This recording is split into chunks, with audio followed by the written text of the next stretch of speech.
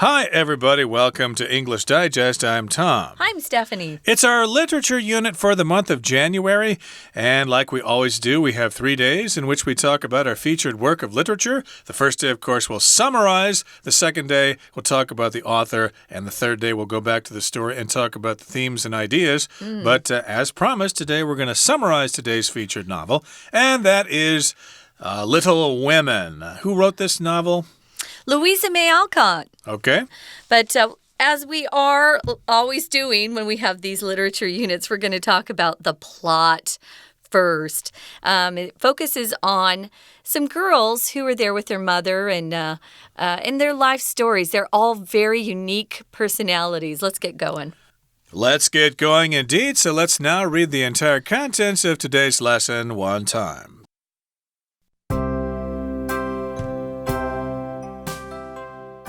Little Women opens on a scene of 4 teenage sisters. The March girls live with their mother, Marmee, in Massachusetts, U.S.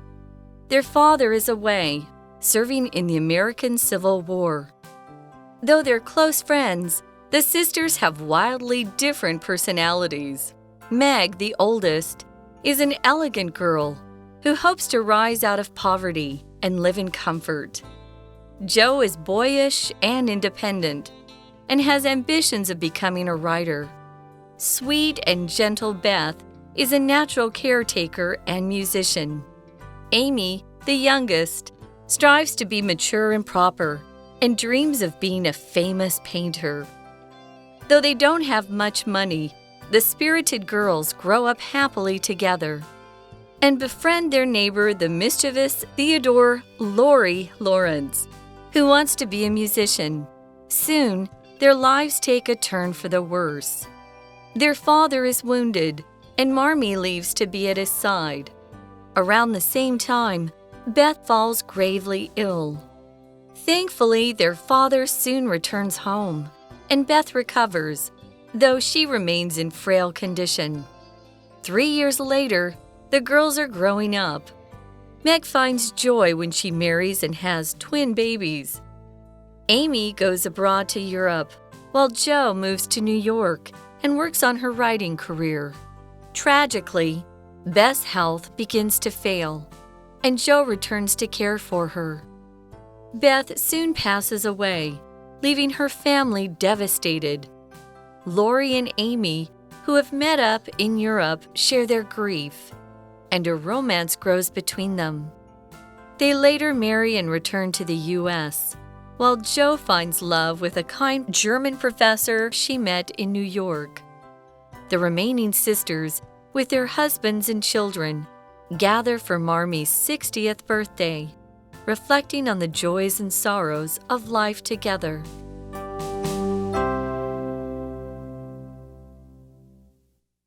All right, everybody, the time has come for us to discuss the contents of today's lesson. The title is The Sisterly Love of Little Women. So, of course, the featured novel we're talking about is entitled Little Women. That's the plural form. If you have 2 or more women, then you call them women. If there's just one, you say woman. 1 woman, 2 women. Okay, it's kind of tricky there with the spelling and the pronunciation. But these are little women. I guess technically they're young women growing up. Maybe this is a coming-of-age story. Kind of, yeah. So the scene opens in the book and also in the movie. You could talk about the scene. So it opens on a scene of 4 teenage sisters. The thing that's kind of fun about the sisters is they're pretty close in age. So they share a lot of the same growing up experiences, you could say. Their last name is March, so they're the March girls. And you see that they're living with their mother, whose name is Marmee, in Massachusetts. Massachusetts is a state back east. It's on the east coast of the United States.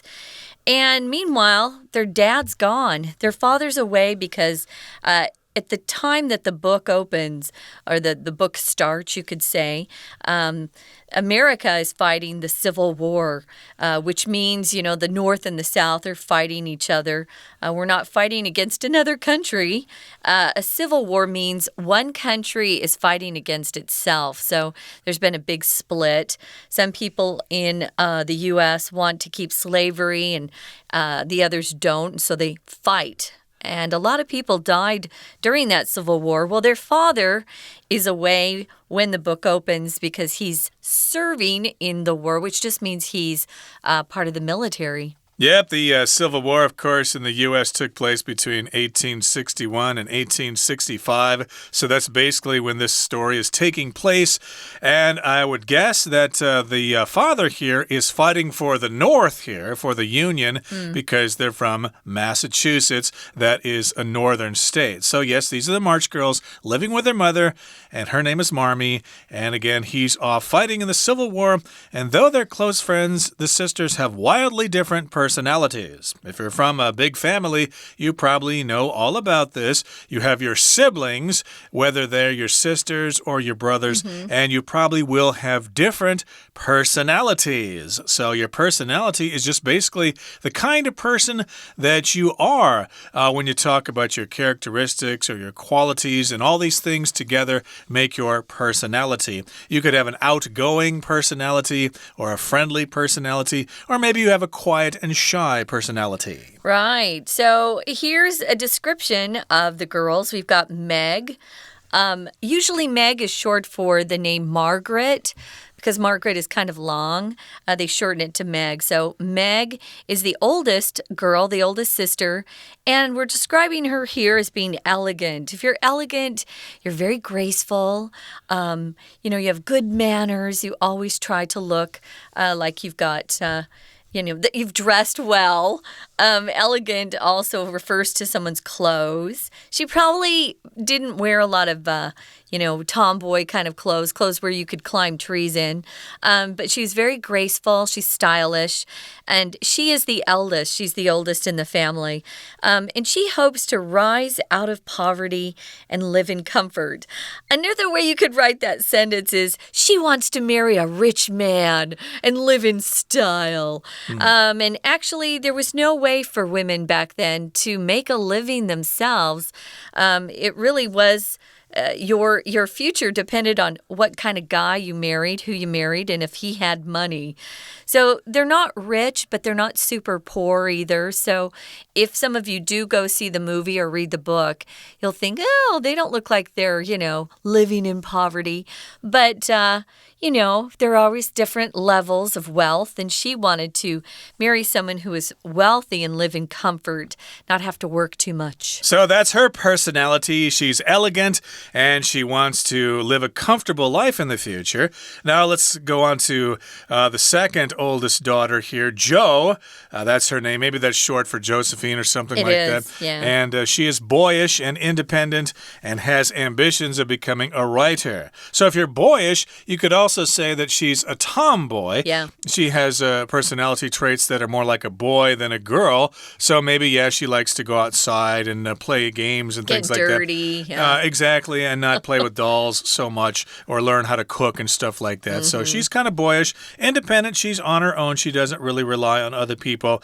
And if you have an ambition, that's what you want to do, especially with your career or with your life. And of course, ambitious is the adjective. You might need to be very ambitious if you want to succeed in the business world, for example.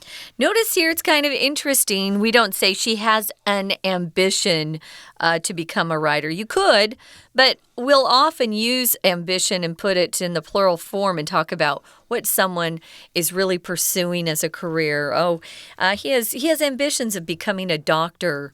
See what I did there? So it's not singular, it's plural, and that's correct. Don't look at that and go, why is that plural? It's just a phrase, the ways we phrase it. But you could absolutely say, and he has an ambition of becoming a doctor. Or when I was 16, I had an ambition to become a singer. But you could also say I had ambitions of becoming a singer. So that's what we're doing with the grammar there. Here is sister number 3. Her name's Beth, and she's sweet and gentle, and she likes to take care of people. So she's a natural caretaker. We have a lot of girls from Indonesia and the Philippines who come to Taiwan to take care of elderly parents, in a family. And we call them, what do we call them? Well, they're caregivers, I guess. Yeah, they call them caregivers, caretaker. It's the same idea. She's also a musician, if I recall correctly. I think she plays the piano, or she played the piano in the book. Now, her name could be short for the longer name Elizabeth, but I had a Beth, an aunt who was a Beth in my family, and she wasn't Elizabeth. Her actual real name was Beth, but most of the time, guys, Elizabeth is either shortened to Liz, L-I-Z, or Beth. You've got the youngest sister, Amy. She's one of my favorite actresses. So if you see the movie, focus on Amy. She's actually a British actress, but gets rid of the accent. So is Meg. You'll recognize her. She's in all the Harry Potter films. Got some really famous girls who are in this movie who are wonderful. Well, she's the youngest. And she likes to pretend she's just as mature as her older sisters. So she's trying to act like she's older than she really is. But she's very proper. She always does the right thing, says the right words, always uses the right has the good manners that maybe Joe doesn't have. So she's proper. She tries to do the right thing. And her big dream, or her ambition, is to become a famous painter. Not just a painter, because she can paint already, you'll see. But she wants to be famous. That's right. Of course, if you want to be a painter, it'd be nice to be famous. And, of course, maybe you won't be so famous if you're a painter, but you would probably have to settle for a job as a dishwasher or something like that while you try to sell your paintings on the side. But in any case, that brings us to the end of the first part of our lesson. We'll be right back in just a couple of seconds. Stay tuned. Hello, my name is Shelby. 我们今天要来看一本小说《Little Women》小妇人。在第一段第一句 Little Women opens on a scene of 4 teenage sisters 小妇人以4位青少年时期的姐妹揭开序幕 Little Women 斜体字印刷表示是书籍或杂志等 Open on 加 something 表示用什么开始例如电影以英雄中枪开始我们就可以说The movie opens on a shot of the hero. 第5句描述大姐 Meg is an elegant girl who hopes to rise out of poverty and live in comfort. Meg 是优雅的女孩，希望摆脱贫穷，并过着安逸的生活。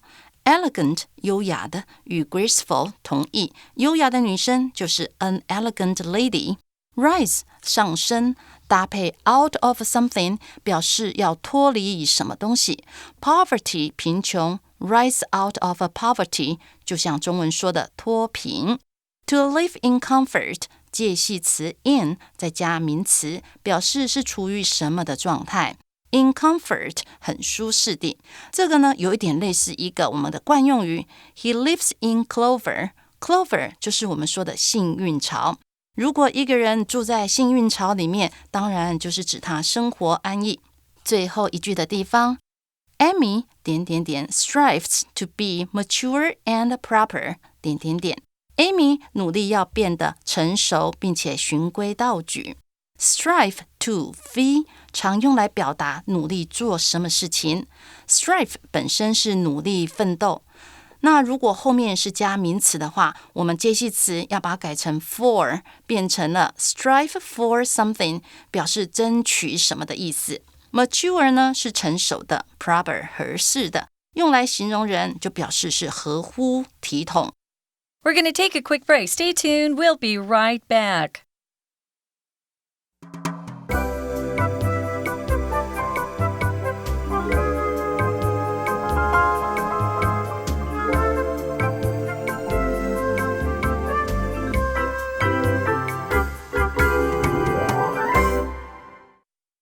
We shall now continue with our lesson for today. Hopefully our Chinese teacher there cleared some things up for you. So we're moving on now to the next paragraph, and we've already established who the sisters are and the kinds of personalities they have. Again, we've got Meg, Jo, Beth, and Amy. Now, though they don't have much money, the spirited girls grow up happily together and befriend their neighbor, the mischievous Theodore Laurie Lawrence, who wants to be a musician. Hopefully, he wants to be a rock star instead of a violinist. Not back then. There was no rock hopefully music. He's going to go down to the music store and get himself a Fender Stratocaster with a couple of stacks of Marshall amps or something like that. No, they didn't have that stuff at the time. No rock music. Not then. Maybe they had banjos or something like that. They did. Or guitars. Yeah. But he wants to be a musician. But again, that's the neighbor boy. And the girls are, well, they're growing up in poverty, so they don't have much money, but they are spirited, which means they're optimistic, they have fun, they don't let their poverty get them down.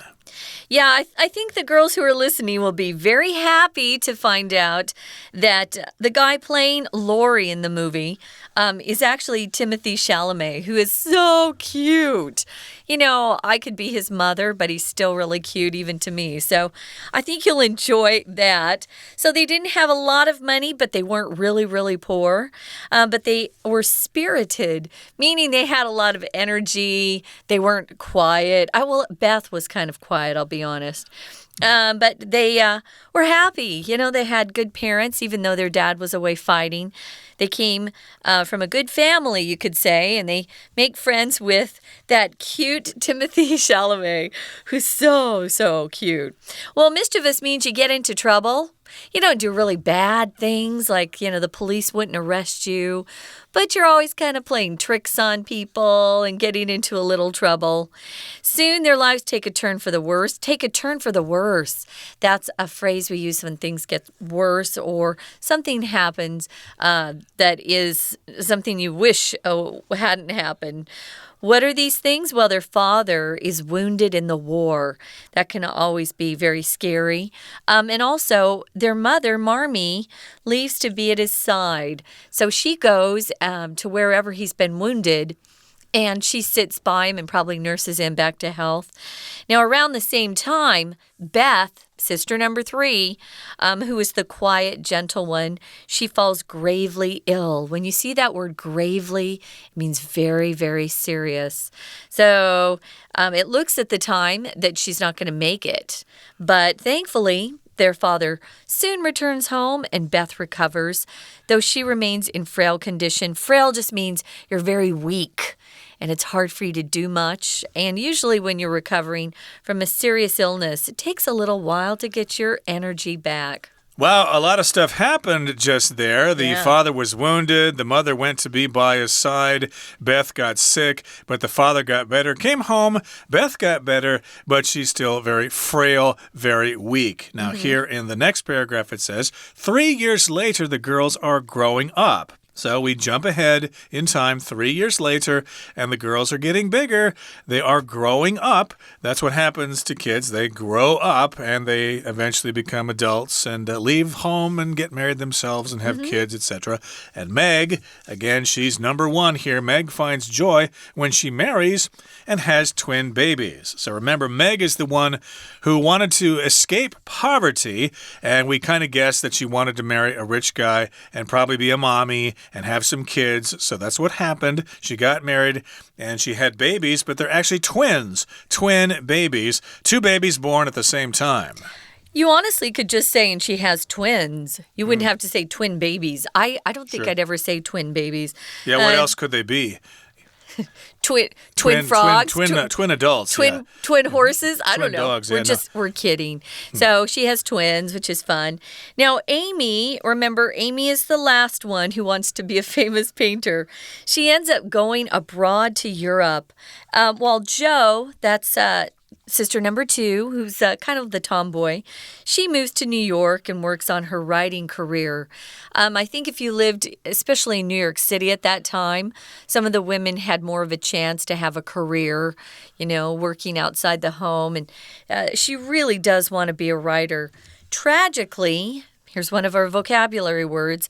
Beth's health begins to fail or begins to get worse and worse. If something's failing, it's, getting worse, and eventually something's going to die. It could even be a piece of equipment. Maybe, I could give you an example. My phone has started to fail. So sometimes it works and sometimes it doesn't. Well, tragically here is a word we use when something very, very sad has happened. And typically, guys, it includes someone's death or some sort of illness or accident that's brought a lot of heartache and maybe destruction. So her health begins to fail. And so Jo, who's close to all her sisters, remember she's in New York working on her writing career. She comes home to care for her sister. Beth soon passes away, leaving her family devastated. If you're devastated, you've had a big shock, something awful's happened to you, and it's just really hard to go through life for a while because you're so sad. Yep, it was a tragedy. She passed away, she died, she bought the farm, she croaked. Those are different ways to say someone has died, although the most polite way to say this is to pass away. I'm sorry your grandfather passed away. You have my deepest sympathy. So, of course, her family's all bummed out about this. They're sad. They are devastated, which means they, probably don't really know how to continue living there for a little while at least. And Lori and Amy, remember Lori's the neighbor boy, and then we've got Amy, the youngest daughter, the youngest sister. They have met up in Europe and they share their grief, and a romance grows between them. So they've gone off to Europe and they met up there. Hey, you go there first, I'll come later, and we'll meet, in Trafalgar Square in London or something like that. So they meet up there in Europe and they're both really sad. Hey, Beth died. Oh, no, really? Oh, so they share their grief. Grief just means the sadness you feel when something terrible happens, like the death of a family member. Yeah, and if someone is going through a death of a close friend or family member, they're grieving. So to grieve is the verb, and grief is the noun. They're quite different because the verb has a V in it instead of an F, right? Grieve, Grieve, and grief here is the noun form. A romance grows between them. I think, well, you'll have to see the movie, but I think when the girls are younger that Jo and Lori are closer. But Lori ends up, meeting Amy in Europe and they fall in love. I don't think Jo wanted to get married, or she was, not interested, at least in Lori romantically when she was younger. And that's what happens. You lose the good ones, ladies. Don't let the good ones get away. So a romance grows between them. They later marry. They return to the U.S. Well, Jo, remember, she had gone home to help her sister Beth before she passed away. She finds love with a kind German professor that she ends up meeting in New York. So that's what happens with her. It looks like all the sisters got married, except for Beth, who passed away. Now, the remaining sisters with their husbands and children, they gather together for Marmie's 60th birthday. That's their mom, reflecting on the joys and sorrows of life together. You know what joy is? To be really happy, and sorrows is to be very sad, usually because something tragic has happened in your family, whether it's some sort of accident or someone's passing. That can be tough. But if you reflect on something, it just means you think deeply about it. And Marmie's birthday is a good chance for them to talk about the lives that they've led so far. Right now, we got to wrap up, but we're going to listen to our Chinese teacher first. 第二段是有关姐妹们的青少年时期，在第一句的逗点后面 The spirited girls grow up happily together. 这些活泼的女孩快乐的成长。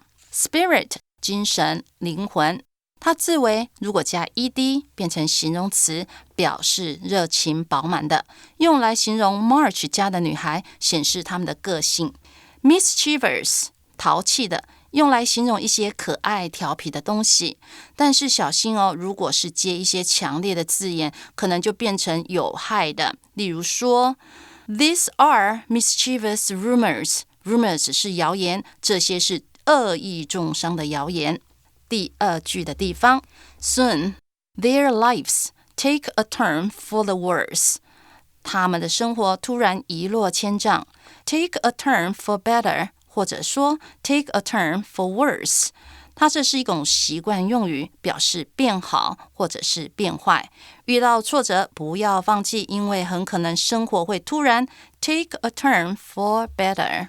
第3句 Beth falls gravely ill. 贝斯病得很重。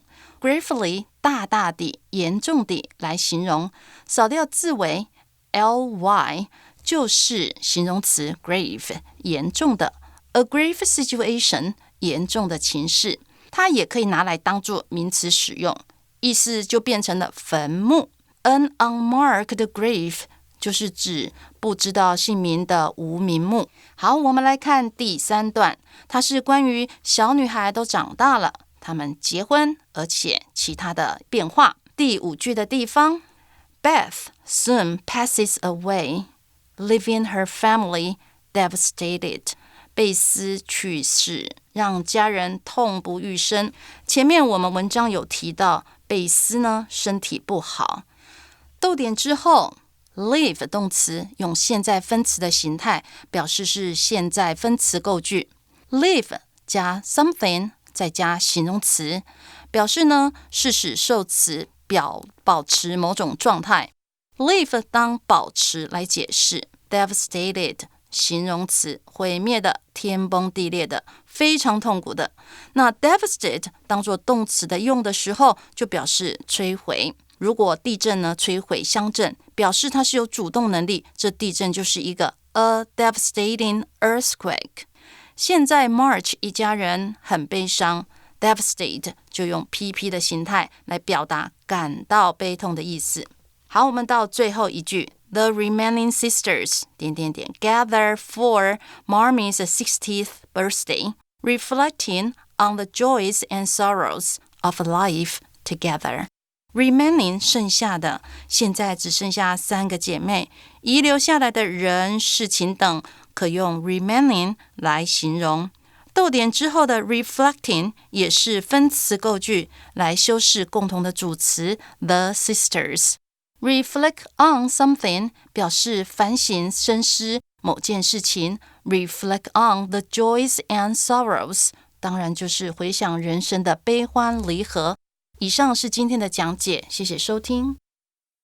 That's all the time we have for today. Thank you so much for joining us, and please join us again next time when we talk about the author of our featured work of literature, Little Women, Louisa May Alcott. So please join us then. From all of us here at English Digest, I'm Tom. I'm Stephanie. Goodbye. Bye.